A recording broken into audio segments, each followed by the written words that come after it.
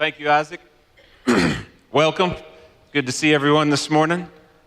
I'm glad to be here. I don't know about any of you, but our family struggled with sickness this week, so I'm glad to be standing here with you. I thought I could pull in Colby at the last minute, but he was like, no, I'm staying home. So here we are. And you know, as I prepared for this week, we've been working through the book of 1 Peter. I was reminded of, maybe you've read the book Killer Angels or seen the movie Gettysburg about the Civil War. There was this one general in particular. His name was Joshua Chamberlain. He wasn't, you can show the image of him. He wasn't a general at first, but obviously worked up to that. But he was on the Union side of the war and came from Maine and became very famous, in particular for his leadership abilities, his wisdom, his ability to assess the situation and apply great wisdom, courage, bravery. So we had Joshua Chamberlain. He's preparing for Gettysburg, which is likely the biggest battle of the whole war. He's trying to gear up his troops, but then here comes a group of prisoners. They're delivering a group of prisoners to him for him to now handle these prisoners as well as everything else he has to deal with. Now, normally that would just be part of normal war. The weird part of this, though, was that these prisoners were actually also Union troops. Here I am having to fight on behalf of the Union, but now I've got to handle my own guys who have mutinied. They've said, we're not going to fight anymore. In fact, there's this image from the movie of him giving them a speech trying to encourage them in the midst of their discouragement.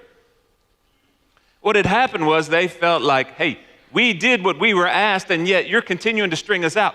You're continuing, and now we're being mistreated, and we're done.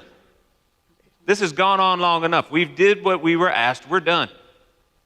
Well, when they were brought to him, they were rough-handled, shoved, pushed. They turned them over to him and said, by the way, you can do whatever you want with them. Feel free to shoot them if you need to. Not a great way to start out a relationship with another group of people, knowing that you have the threat of taking them out if you need to. The first thing he did, though, showed so much wisdom. The very first thing he did was he pulled aside their leader and said, tell me what's going on. Tell me your story. There's so much wisdom in that, just taking the time to listen. I wonder how many people actually took the time to listen to someone in their group. You know how much power there is in just listening to someone who is struggling, who has been suffering, who feels they've been wronged? And then he said, all right, gather your men, and I'm going to meet with them. I'm going to talk to them. And then when he approached them, and I love this, he didn't approach them like you would a normal group of soldiers. He didn't come issuing orders. All right, men, here's how it's going to be. Here's what we're going to do. No, he came to them. He came to them as those who have been suffering. Listen, I heard your story.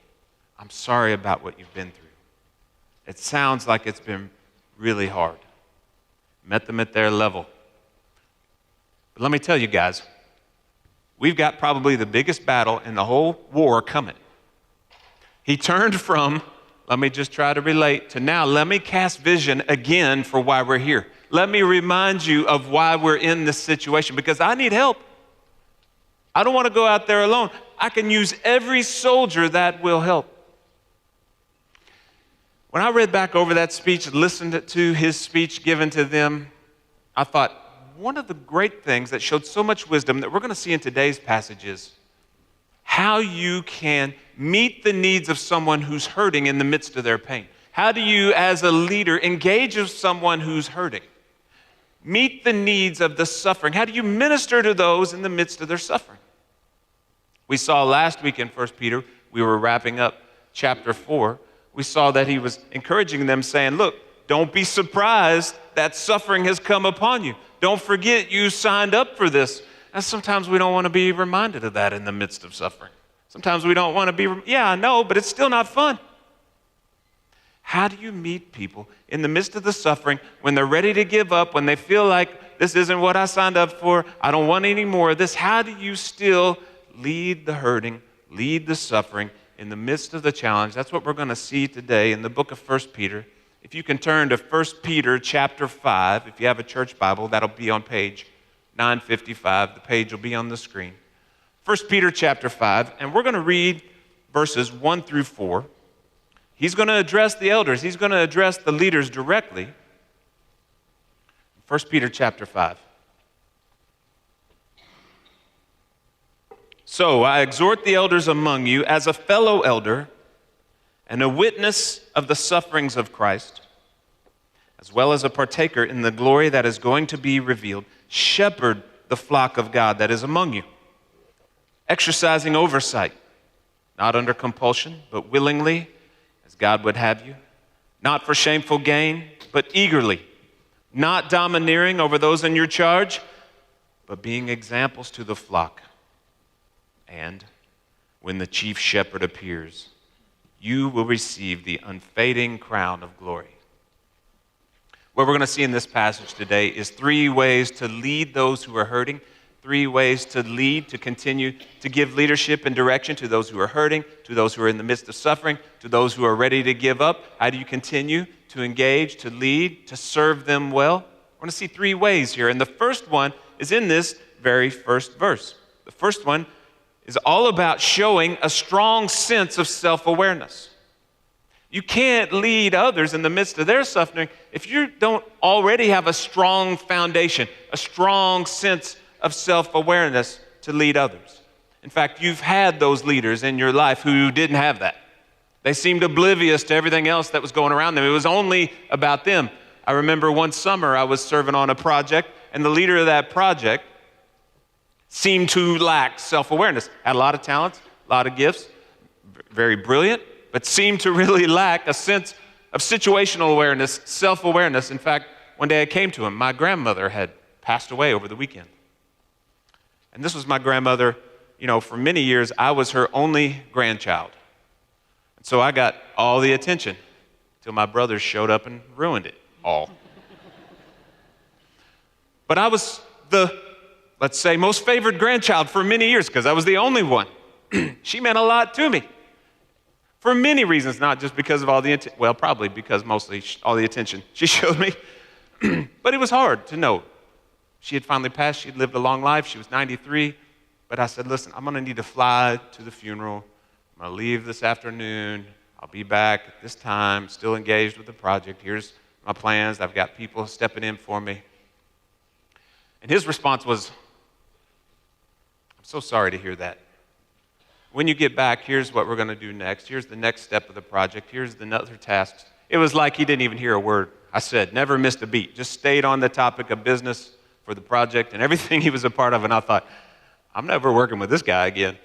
Just complete lack of situational awareness. You need to show when it comes to serving those, to leading those who are hurting, struggling, suffering, ready to give up. You got to make sure you have a strong sense of self-awareness. And Peter does that here in 3 ways. Look back at verse 1. So I exhort the elders among you. I'm getting ready to give direction to you, the leaders. Here's what you need to do. But first, I am a fellow elder.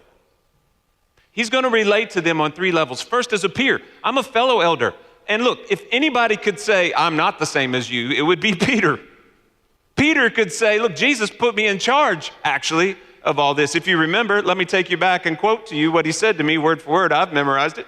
This is the kind of thing Peter could do. But he doesn't do that. He says, I'm a fellow elder.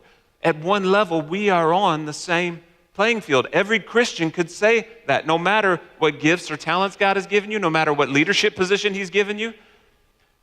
God doesn't look at my family and goes, the dad is really the most important person here in terms of he's worth more to me than his kids.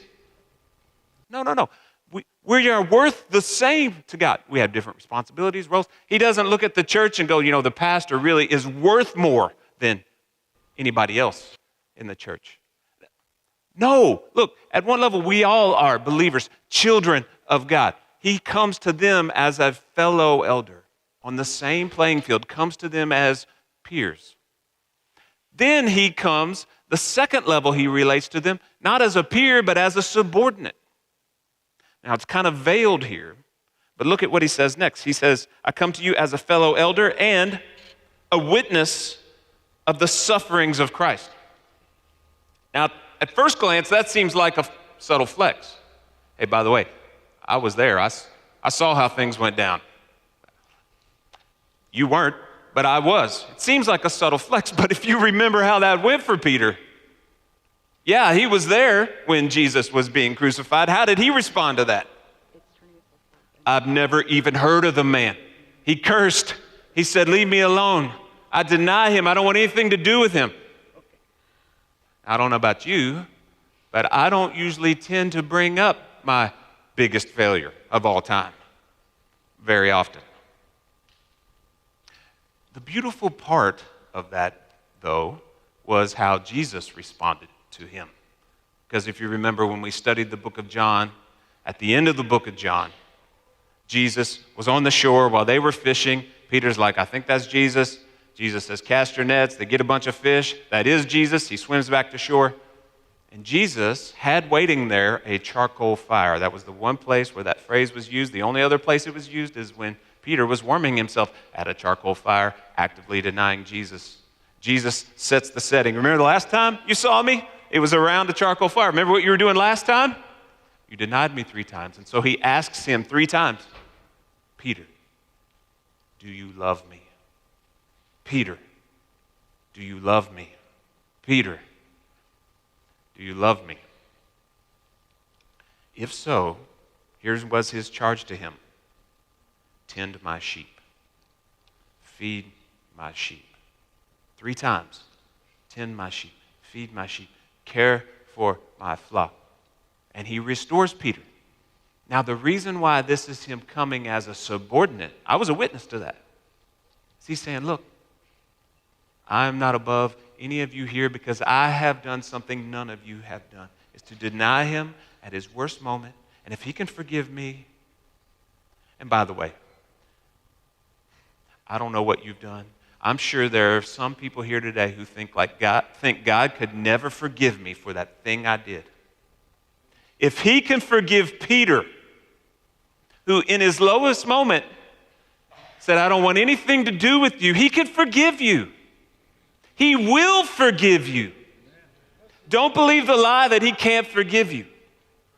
That is the enemy lying to you, trying to keep you in a place of unforgiveness. It doesn't matter. He will forgive you. And Peter comes as a subordinate. Yeah, I was there, but you remember how that went down. I'm no better than you. Lastly, he relates to them this way. Fellow elder, as a peer, a witness to the sufferings of Christ, as a subordinate. But then he does come as a superior, not positionally as a superior, but experientially. Let me tell you what I've experienced that none of you have. Listen to what he says. As well as a partaker in the glory that is going to be revealed. So Peter says, but let me tell you, I have tasted of the glory of Christ like none of you have. We don't know exactly what he's referring to here, but many believe it's the, what's the word? It's escaping me all of a sudden. Transfiguration. The transfiguration. When he's standing there with Jesus and then the cloud comes down and the bright light and there's also Moses and Elijah there and he's like, this is the holiest moment I've ever experienced because it was the presence of God at a strength that no one else had experienced and it absolutely overwhelmed him. When you've had that experience, you've had a taste of the glory to come like few others in the history of humanity have tasted.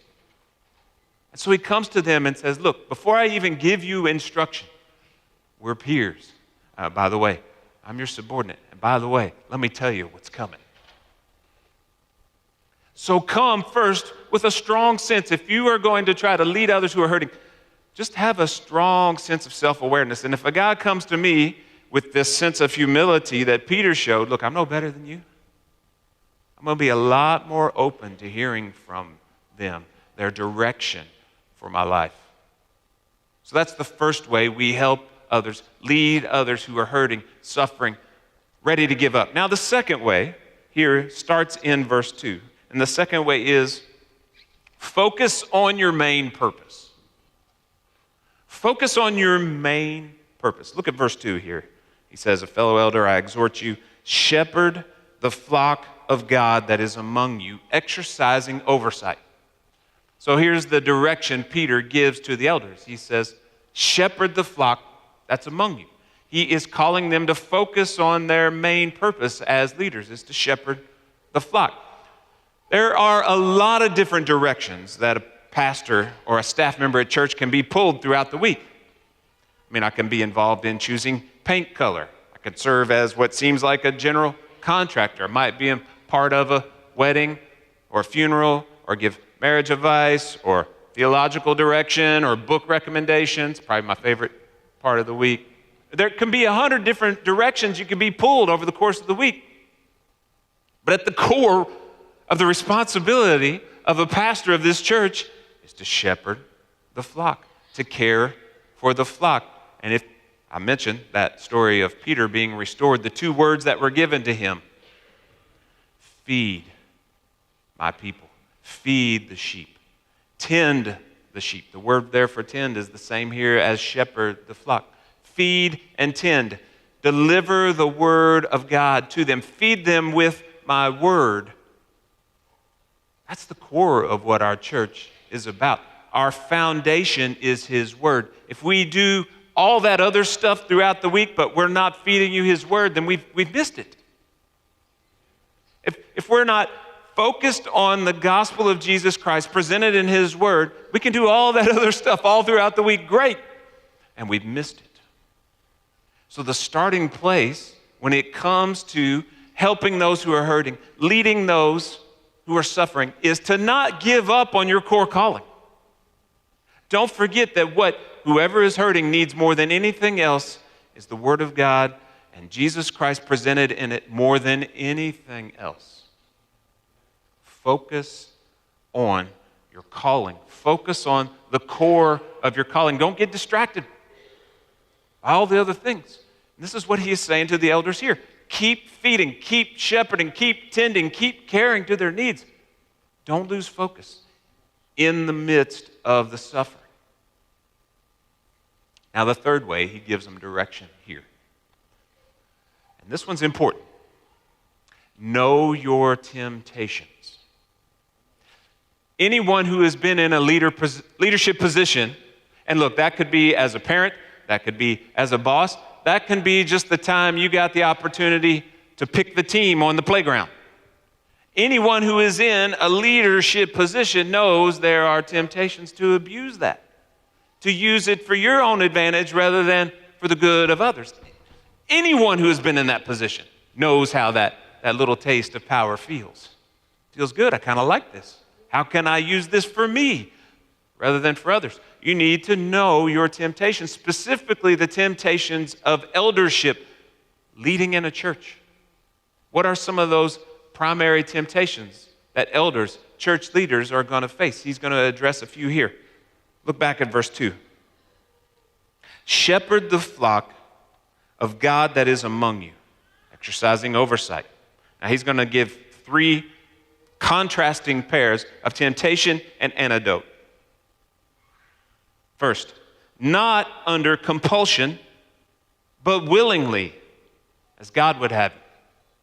So the first temptation is the temptation of obligation, of compulsion, is to think that, well, I guess I got to be an elder in the church. I guess I have to be a leader. They didn't have anybody else. They asked me to. I don't really want to, but I guess I will. No. He's saying that may be a temptation to feel like I guess I got to serve because I have to. But no, that is not to be the case in the house of God. And look, we all have plenty of areas of life where you are obligated to carry out your responsibilities. You're obligated to serve whether you want to or not. Maybe it's your schoolwork. I can't tell you how many times I didn't want to do my schoolwork, but I still did it. Or it's your job. Maybe you don't want to do your job, but you still did it out of obligation. No one went, you know what, I don't really think you can work here anymore because you didn't really want to. No, great, you got it done. That's all we care about. Now, your attitude may play into it eventually. You know what I'm saying. One example of this that's always stood out to me is Andre Agassi. Do you remember him? Andre Agassi, the tennis player, back in the 90s. He was on all the camera commercials. The funny part of him was for the longest time he had the long hair. That was kind of his image. Image was everything for him. Like, his hair had fallen out years before then. He was wearing a hairpiece for the longest time because of how much of his image that was. The thing about him, I read his biography. He said, let me tell you, from a young age, I absolutely hated tennis. And I hated it my whole life. But I was good at it. I experienced success. And I thought, well, I guess I'll keep doing this. And my dad made me. But I hated it the whole time. I always hated it. No one went, Andre, you've ruined the game of tennis because you don't like it, yet you keep playing. No, look, that works in plenty of other fields of life, but the point he's making here is not here. Not under obligation, but willingly. We want our elders, we want our church leaders to feel like God has made me to do this. This is the greatest privilege that I do out of joy. And of course, there'll be moments where you go, okay, maybe not today. Something came up. I'm not happy. I get that. But in general, it should be, thank you, God. This is a great joy, a great privilege, a great delight. And if that's not the case, have the courage to go, maybe this isn't the season for me to serve in this way. And we've had people do that. And I think that shows wisdom. But the temptation is to just keep going, even though you're not even sure you should be doing it. Willingly instead. That's the first temptation, is just to serve out of obligation. The second temptation here, though, is look at the next pair. Not under compulsion, but willingly, as God would have you. Not for shameful gain, but eagerly.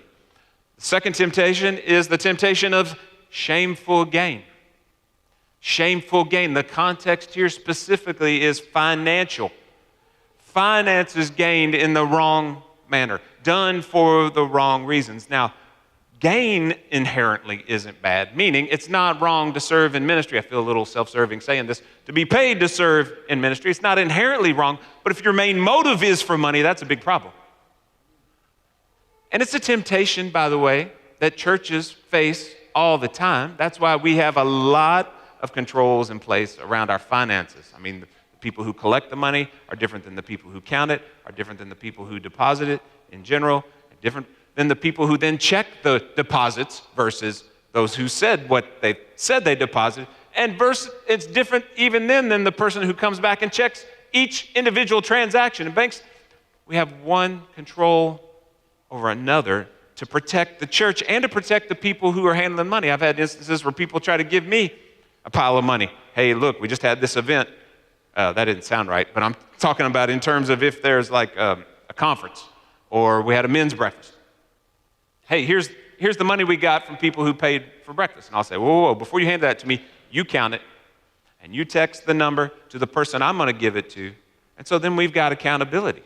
The amount you gave me, there's no wonder, there's no reason to question, where did that money go? I wonder what he did with it. I saw him shove a big wad of cash in his pocket. Here's the amount. He's going to give it to this guy. That guy knows how much is coming. He's going to count it. He's going to let him know that I got it. There's a lot of things we put in place to protect our own hearts. Because we're not in this for financial gain. And I hope that God blesses the church financially. I hope he blesses every one of you financially. But that's not any of our main motives for being here. It's not. It shouldn't be. What's the contrast here that he gives? Because he said, if it's not for shameful gain, and this is interesting, you would think that the response to that would be not for shameful gain, but for good gain, for healthy gain. Look at what he says here. Not for shameful gain, but eagerly.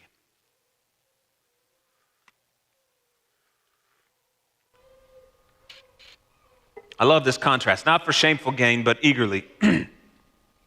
The point being that we are not here because of what we get out of it financially. We are here to serve, to see God move in the lives of every person here. That is where the eagerness is. That is where the excitement is. Yeah, it's great when a big donation comes in, but let me tell you, the excitement around that doesn't compare at all to the story of one kid coming to know Christ. The excitement of that is 100-fold of a large gift that comes in. Our eagerness is around the gospel work, not the financial part of it. That's part of it. A church has a business side, but that's not the point. That's not where we give our passion, our energy, our excitement, it's an eagerness for the gospel. But the temptation is to make it about the numbers. But we can't get stuck there. And if you want to lead others well in the midst of their suffering, you've got to stay focused on the gospel. The third temptation he presents here, not under compulsion, not for shameful gain. And then number 3, not domineering over those in your charge, but being examples to the flock. The third temptation is just the temptation of power. To use your place to get what you want, to run roughshod over people. And you've had this happen, where people just keep talking on top of you to get their way. They don't let you have a voice, but they use their power to get their way rather than using their strength to serve. Jesus said this to the disciples when they came to him in Mark chapter 10. A couple of them said to us, "Hey, Jesus, will you give us anything we ask?" Which, by the way, that's a terrible way to start a conversation. Hey, I want to ask you for anything. I just want you to say beforehand that you'll give it to me. I mean, whoever says yes to that? But Jesus was like, "Well, what are you asking? We want to sit at your right and left." He's like, "You have no idea what you're asking. You really have no idea." "Oh, yeah, we do." "Yeah, you think you do." And here's what he says to them. He says, the ruler of the Gentiles, they lord it over their people. They lord their leadership, their rulership over the people. They make sure everyone knows how powerful they are. They make sure everyone knows they're the ones in charge. But the Son of Man did not come to be served, but to serve, to give his life as a ransom for many. The temptation is to use our power to get what we want. The temptation is to go, well, here's what you're going to do. I know you're suffering, but you need to give with it. We need you here serving at church. Stop questioning, stop doubting, start struggling. What's the problem? Get with it. If you really believed, you wouldn't have any problems. That's the temptation, is to start shouting that at people. It takes a lot more work and care and shepherding to go, tell me what's going on. How can we come alongside you? In fact, you want to know what takes the most work is the example he gives here. It's what he says the antidote is. Not domineering, but being examples to the flock. Especially in this day and age, it doesn't matter what you say. I mean, it does at some level. But you can say the right things all day long, but if you're not living it, I'm not going to listen. You're not going to listen. You might for a little bit till you figure out the game and you realize, oh, he's a fake. He says one thing and does the other. I'm out of here. Be an example. The charge given here, instead of domineering, it's not so be nice. It's be an example. Focus on what God is doing in your life. Focus on your own growth. Focus on being the kind of elder they need. We talked about this last week, where the temptation for many is to just focus on what I think you need. I really hope Sally was listening to that. She needed to hear that. Or Billy, gosh, man, I'm going to remind him after. That was a point he really needed to work on. Instead of going, what does God need to do in me? How do I need to keep growing? Parents, if you want your kids to follow Christ, to passionately pursue him, to know him and have him as their greatest priority, you want to know the most powerful way to do that? It's for you to be passionately pursuing Christ, to be going after him in all things. It almost doesn't matter in comparison what you say to them if you're not doing that as well. I'm not looking for perfection. None of us are going to pursue him perfectly, but start there. Man, how can I grow hungry for him? How can I pursue him? I remember in college, when my dad was on fire for Christ like I hadn't seen before, that caused me to want to get to know Christ better. And he wasn't preaching at me. He was coming up here during the week, getting mentoring, spending time with a group of men, starting prayer groups. And I'm like, what is going on? This is exciting. Come on fire for Christ if you want to see your kids on fire for Christ. And it's crazy how this works.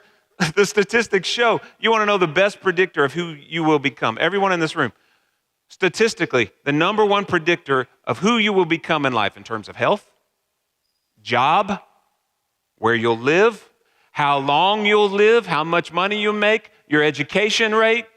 The number one predictor, more than anything else, is your parents. Statistically speaking, when you look across society, they can pretty much tell you, yeah, here's probably who you'll be. People don't like to hear that, especially if you're like in high school. You're like, no way, I'm not becoming like them, okay? Don't try to tell me. I get it. The charge for us is, don't fall into the temptation of power. You're going to do what I say. Be the example. Passionately pursue Christ, especially when people are hurting, when they're struggling, when they're wondering, how am I going to get back on track? Now, here's the reason why. Here's what this all comes down to. Here's where this all points. Because here's the hope for the leader in the room, for the elder in the room. Why am I doing this? Why am I doing what's not natural to serve those who are struggling? Look at verse 4. And when the chief shepherd appears, you will receive the unfading crown of glory. The motivation for the leader in the church is not, let me just show you how many people I can influence.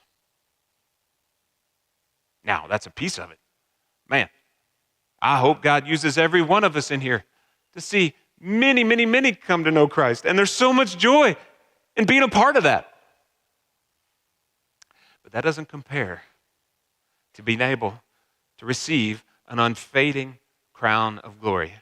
And there's a lot of confusion, I think, in Christian circles about crowns and rewards in the Bible. Let me tell you what the elders do with the crowns they get. Because we know it's in Scripture. There are 24 elders in Revelation chapter 4. And when they get their crowns and they're before Jesus, what do they do with them? They put them at his feet. Whatever you've given me, it's yours. Thank you. It is worship. And at the end of the day, our leaders in the church are to be the example of those who say, Jesus, everything you've given us, it's yours. We worship you. We worship you. We fall down. We lay our crowns at the feet of Jesus. If you know those who are hurting, who are struggling, who are wondering, how am I going to make it through this suffering? And you want to lead them well, pursue Christ. Keep worshiping him. Keep him at the center of your life and all that you do. And watch him use that to soothe their souls and to lead them back to him. Let's pray.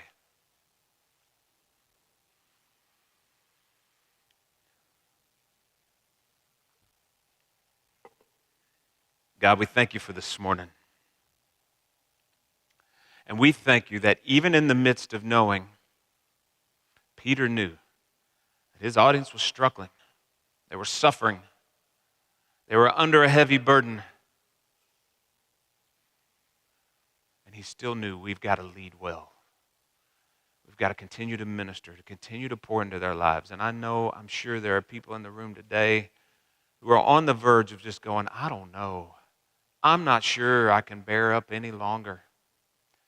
God, I pray they would feel comforted today. This world wants to beat us down. This world wants to point out everything we do wrong. This world wants to make us feel like we're not good enough.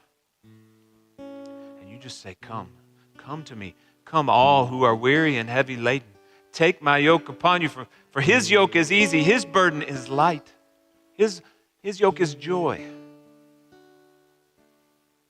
I pray those who are on the verge of giving up, and right now, in fact, where you are, just pray. I pray that there would be a crying out of the soul today. God, would you bring comfort?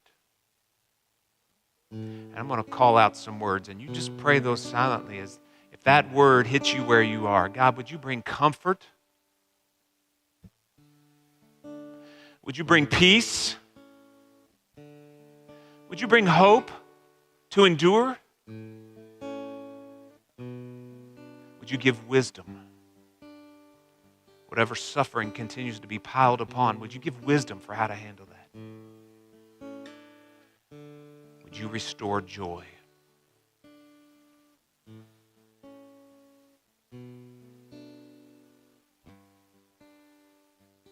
I thank you for the example of so many that have gone before me and set the example for me to follow. God, help us to be an example of a faithful follower of you in the coming days. We love you, Jesus.